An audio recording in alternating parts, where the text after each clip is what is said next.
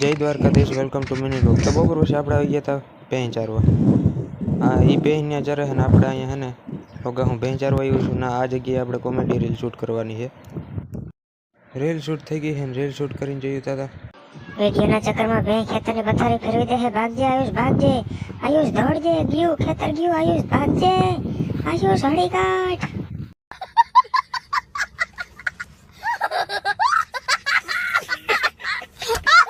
તો ભેં ચારીને આવી ગયા। ભેંને બાંધીને આપણે હપકાવી બેનને તેડવાની શાળેથી। અહીંયા આપણી સસ્તી કેટીએમ લઈને